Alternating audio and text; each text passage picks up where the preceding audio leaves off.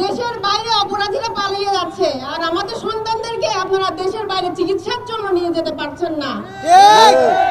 সরকার কি দেউলিয়া হয়ে গেছে? যদি হয়েও যায় তাহলে বলতে চাই অন্য সবকিছু বাদ দিয়ে তাদের চিকিৎসাটাই আগে করুন। তাদের উপর দাঁড়িয়ে আছি আমরা, তাদের উপর দাঁড়িয়ে আছেন আপনারা। নিঃশ্বাস নিতে পারছেন, তা নাহলে আপনি থাকতেন আয়না ঘরে, আমরা থাকতাম কবরস্থানে। যাদের হাত পা চোখ বিনিয়োগে এই দেশ পেয়েছি, তাদের চিকিৎসার জন্য যদি বিলম্ব হয় তাহলে আমরা যারা বেঁচে আছি আমরা লজ্জিত, আমরা লজ্জা বোধ করি। হ্যাঁ, কিছু জিনিসে অবশ্যই সময় লাগবে। রুগ্ন ব্যাংকিং ব্যবস্থাকে সুস্থ করে তোলার জন্য সময় লাগবে, আমি বুঝি। কৃষি খাতকে উন্নত করতে সময় লাগবে, আমি বুঝি। পাচারকৃত টাকা উদ্ধার করতে সময় লাগবে, আমি বুঝি। কিন্তু সামান্য কিছু লোকজনকে বিদেশে চিকিৎসার জন্য পাঠাবেন বা এখানে পুনর্বাসন করবেন, এখানে চিকিৎসা দিবেন, এটার জন্য এত সময় লাগবে, এটা তো আমি বুঝি না। তাহলে কেন তারা 20 দিনের মধ্যে আপনাদেরকে স্বাধীনতা দিল? আমি জানতে চাই না একজন নাগরিক হিসেবে গণঅভ্যুত্থানের কে ছিল মাস্টার মাইন্ড।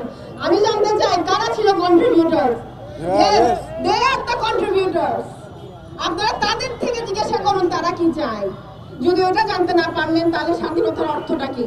তাই আমি আপনাদের কাছে, প্রশাসনের কাছে, ইন্টারিম গভর্নমেন্টের কাছে, যিনি উপদেষ্টা হিসেবে আছেন তার কাছে একটাই আবেদন করছি, আমার সন্তানরা, আমার ভাই বোনরা যাদের বয়স খুব কচি, যারা এই পৃথিবী আরো দেখতে পারতো, যাদের বয়স সুখের, যাদের বয়স পড়ালেখার, ছুটে বেড়ানো, তাদেরকে সুস্থ করে তোলার জন্য আপনি কৃপা দৃষ্টি নিক্ষেপ করুন। 160 জনের একটা সমন্বয়কের লিস্ট হয়েছে, সেখানে কোনো আহত আছে, কোনো চক্ষুহারা আছে, কোনো পাহারা আছে?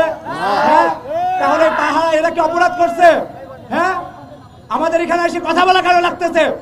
কেন নামছি রাস্তায়? কেন এখানে কথা বলছি? এখানে তুমি উচ্চবাচ্য করো, তোমার সাহস কোথা থেকে আসছে?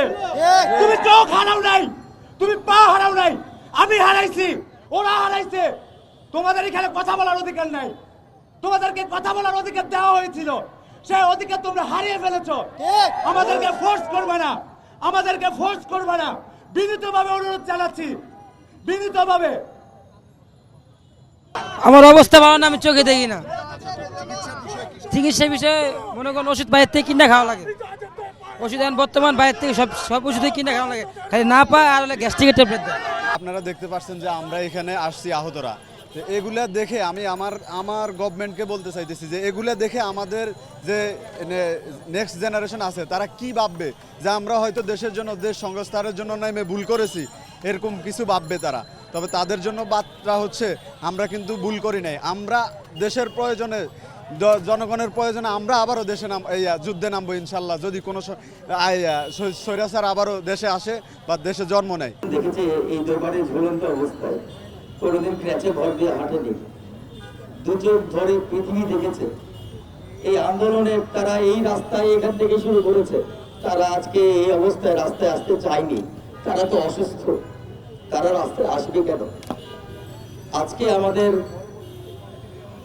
এই যে প্রক্রিয়া চলছে চিকিৎসার, সেখানে সুষ্ঠু পরিকল্পনার অভাব, সেখানে সমন্বয়হীনতা দেখতে পাচ্ছি আমরা, যার কারণে আজকে এই ছেলেগুলোর সুষ্ঠু চিকিৎসা হচ্ছে না। যে চোখের চিকিৎসাটা আজকে হওয়া দরকার, সেটা যদি আপনি 1 মাস পরে করতে যান, তার রেটিনার কোনোদিন ফিরে পাবেন না। যে নেপালের ছেলেগুলো আমাদের এখানে পড়ালেখা করে নেপালে গিয়ে ডাক্তার হয়, সেই নেপালি চিকিৎসকগুলোকে নিয়ে এসে যদি আপনি এখানে দেখাতে চান যে তাদের দ্বারা, এক্সপার্ট চিকিৎসক দ্বারা চোখের চিকিৎসা করা হচ্ছে, তাহলে আসলে ভুল হবে। কারণ তারা তো আমাদের এখান থেকে লেখাপড়া করেছে, একই ধাঁচের একই মানের তারা চিকিৎসক। আমরা স্পষ্ট বলতে চাই, আমার ছেলেরা রাস্তায় থাকতে চায় না, তারা এমনিতেই পঙ্গু হয়ে গেছে, আরো অনেক ছেলে ওয়েট করছে পঙ্গু হওয়ার জন্য। আপনারা দ্রুত ব্যবস্থা নেন, দ্রুত তাদেরকে একটা বড় বাজেট দেন তাদের সুষ্ঠু চিকিৎসার জন্য। এবং আমি জানি সমন্বয়কদের কাছে, মাননীয় সমন্বয়কদের কাছে লিস্ট আছে যে কোন কোন ছেলেকে বিদেশে চিকিৎসা করালে তার সুষ্ঠু চিকিৎসা হবে। সেই লিস্ট ধরে ধরে তারা বিদেশে পাঠাক, যে দেশে পাঠালে তার চোখ আবার ফিরে আসে সেই ব্যবস্থা করুক, যে দেশে পাঠালে তার পা আবার লাগানো যাবে, একটা কৃত্রিম পা লাগানো যাবে, সেই ব্যবস্থা নেওয়া হোক। আমরা এটাই চাই।